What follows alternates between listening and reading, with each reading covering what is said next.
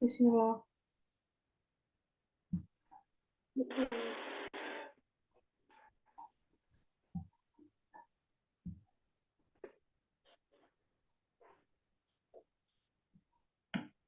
Baik, Assalamualaikum warahmatullahi wabarakatuh. Di sini kami dari kelompok 5B mata kuliah Ekonomi Pangan akan mempresentasikan mengenai makalah yang sudah kami bikin, yaitu analisis kebijakan pemerintah terkait gizi dan pangan. Sebelum ke makalahnya, saya akan memperkenalkan anggota kelompok 5B, yaitu ada saya sendiri, Alkilarista Fatihah, Atia Imam Salihah, Dian Christian Sauran, Dwi Siva Nabila, dan juga Liana. Selanjutnya ini adalah poin-poin yang akan kami bahas. Yang pertama ada bab 1 yang berisi latar belakang. Peraturan mengenai pengawasan kemasan pangan adalah bagian dari upaya pemerintah Indonesia untuk mengatur dan mengawasi kemasan makanan demi melindungi kesehatan konsumen dan memastikan keamanan pangan. Latar belakang dibuatnya peraturan ini mencakup beberapa faktor utama, yaitu perlindungan konsumen, yang merupakan prioritas utama. Kemasan makanan yang tidak memenuhi standar keamanan bisa membahayakan kesehatan konsumen. Lalu yang kedua ada standar kualitas dan keamanan. Peraturan tentang pengawasan kemasan pangan bertujuan untuk mengatur standar kualitas dan keamanan pangan. Ini mencakup bahan yang dapat digunakan dalam kemasan, proses produksinya, label, dan penandaan yang benar. Lalu yang ketiga yaitu kontaminasi kemasan. Kemasan makanan yang tidak memenuhi standar bisa menciptakan risiko kontaminasi makanan. Ini bisa terjadi saat proses penyimpanan, transportasi, penggunaan produk makanan, dan juga dapat berdampak negatif bagi kesehatan konsumen. Lalu yang keempat ada keamanan pangan. Pengawasan kemasan pangan juga terkait dengan aspek keamanan pangan yang lebih luas.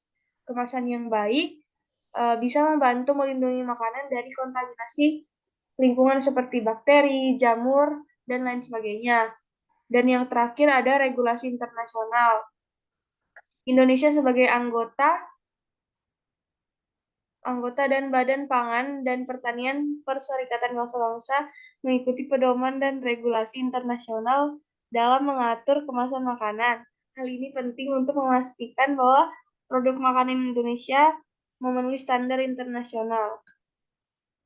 Lalu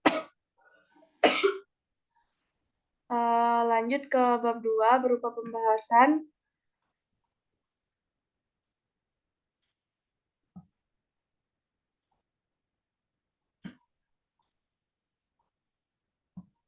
Pembahasan mengenai tujuan dan fungsi kebijakan. Peraturan tentang pengawasan kemasan pangan dibuat dengan tujuan utama yang bertujuan untuk melindungi kesehatan konsumen dan memastikan keamanan pangan. Tujuan utama dibuatnya peraturan tersebut yaitu untuk yang pertama melindungi kesehatan konsumen. Salah satu tujuan utama pengawasan kemasan pangan adalah untuk memastikan bahwa kemasan makanan yang digunakan memenuhi standar yang sudah ditetapkan, lalu mencegah kontaminasi makanan. Karena kemasan yang tidak aman bisa menyebabkan kontaminasi makanan dari paparan yang sangat berbahaya dan tentunya tidak baik untuk kesehatan konsumen. Lalu yang ketiga, mengatur penggunaan bahan kemasan yang aman. Dan yang keempat, mengatur label dan penandaan yang benar untuk memastikan bahwa label dan penandaan kemasan makanan memberikan informasi yang benar dan jelas kepada konsumen. Ini bisa membantu konsumen dalam membuat pilihan yang cerdas terkait apa yang mereka konsumsi. Lalu yang kelima, menjamin standar internasional. Peraturan ini bertujuan untuk memastikan bahwa kemasan makanan di Indonesia memenuhi standar internasional yang telah ditetapkan oleh WHO dan FAO. Lalu yang keenam, memfasilitasi perdagangan dan perlindungan konsumen.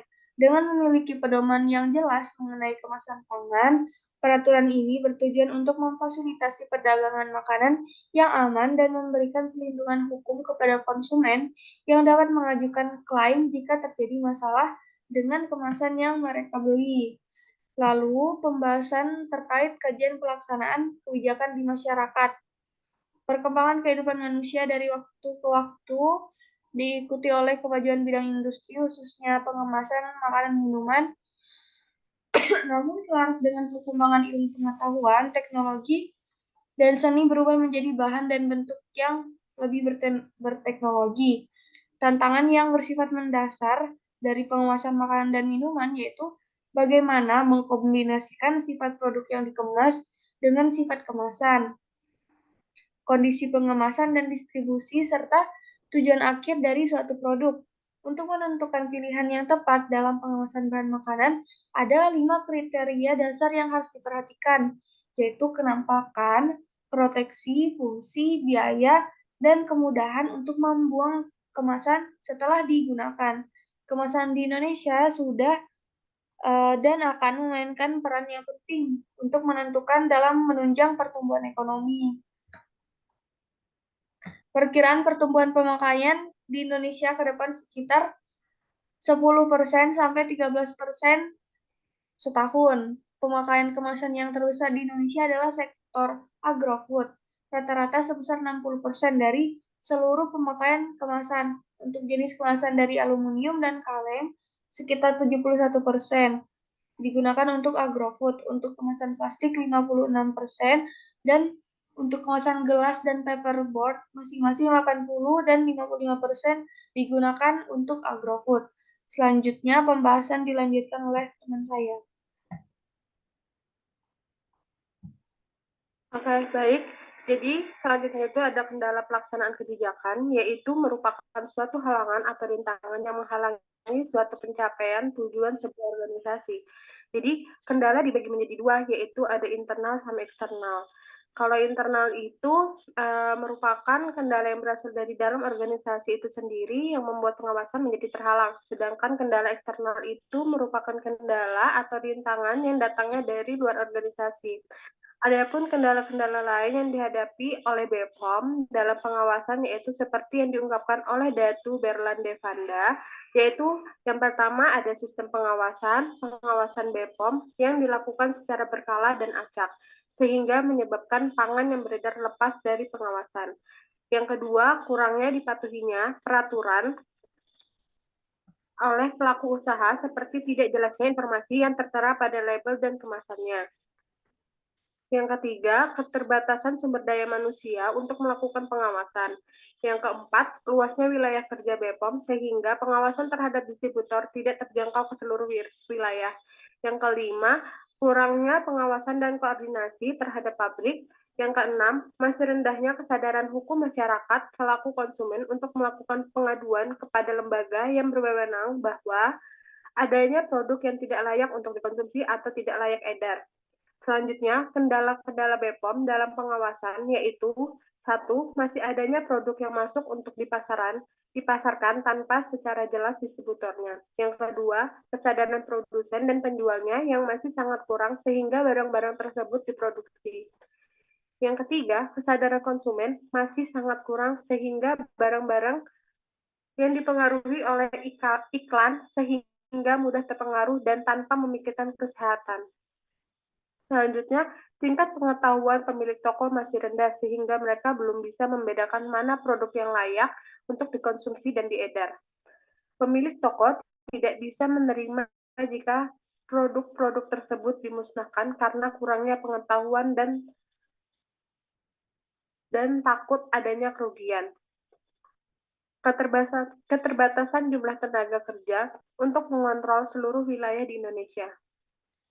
Kurangnya partisipasi aparat penegak hukum yang berwenang dalam hal tersebut.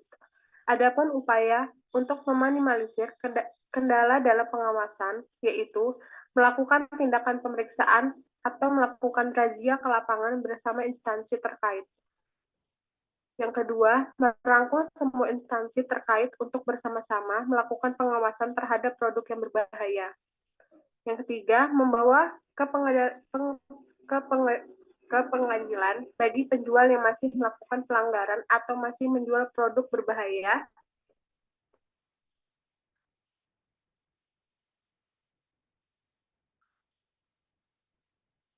berbahaya kepada konsumen walaupun sudah dapat teguran dari pihak BPOM. Yang terakhir yaitu BPOM memberi penyuluhan kepada masyarakat tentang produk yang berbahaya. Selanjutnya ada rekomendasi, yaitu adapun saran yang dapat diberikan agar peraturan BPOM dapat terlaksana secara efisien, yaitu yang pertama, menyusun anggaran sebaiknya memasukkan biaya-biaya tak terduga, atau mengajukan peningkatan anggaran untuk transportasi pengawasan, dan memakai kebutuhan anggaran saat ini dan sebelumnya untuk diajukan untuk penggunaan anggaran tahun selanjutnya. Yang kedua, memberikan pengertian kepada distributor kalau makanan yang dia jual adalah dapat merusak kesehatan konsumen, serta menegakkan hukum yang telah ditetapkan untuk pelaku usaha yang masih membuat pelanggaran. Yang ketiga, lebih banyak melakukan sosialisasi melalui media sosial, tidak hanya dari website BPOM. Memberikan sosialisasi melalui Facebook, Twitter, YouTube, dan media sosial lainnya. Selain itu, dapat menghemat anggaran, serta masyarakat juga dapat lebih mudah mengetahui informasi-informasi mana produk yang boleh dikonsumsi dan mana produk yang menggunakan kemasan berbahaya melalui media sosial. Selain itu, juga dapat membantu mempermudah pengawasan BPOM. Baik, bab selanjutnya yaitu kesimpulan. Adapun kesimpulan yang dapat saya sampaikan, yaitu peraturan ini dimaksudkan untuk melindungi masyarakat dari penggunaan kemasan pangan yang tidak memenuhi persyaratan keamanan pangan. Di dalam kebijakan tersebut terdapat beberapa kriteria kemasan pangan yang baik digunakan. Sejumlah kriteria perlu dipertimbangkan dalam pemilihan kemasan pangan, yaitu seperti yang pertama, sifat bahan kimia pangan beserta stabilitasnya dalam hal komposisi kimia, biokimia, mikrobiologi, kemungkinan reaksi dan kecepatan reaksi terhadap bahan kemasan, pengaruhnya dengan suhu dan waktu. Yang kedua, sifat bahan kimia pengemas, kompatibilitasnya harus dinilai secara seksama. Apakah bahan kimia tersebut mudah termigrasi dan serta evaluasi terhadap pengaruh suhu dan waktu kontak terhadap komposisi yang dikandung pengemasnya. Yang ketiga, evaluasi terhadap faktor lingkungan, mengingat migrasi bahan toksik sangat dipengaruhi suhu, lama, kontak, dan jenis senyawa toksik dalam kemasan. Maka faktor lingkungannya harus diperhatikan. Baik, mungkin ini saja yang dapat saya sampaikan. Mungkin bisa dilanjut ke teman saya. Baik, sekian presentasi mengenai analisa kebijakan pemerintah terkait gizi dan pangan untuk mata kuliah ekonomi pangan dari kelompok 5B. Mohon maaf apabila ada salah kata dalam penyampaian. Wassalamualaikum warahmatullahi wabarakatuh. Terima kasih.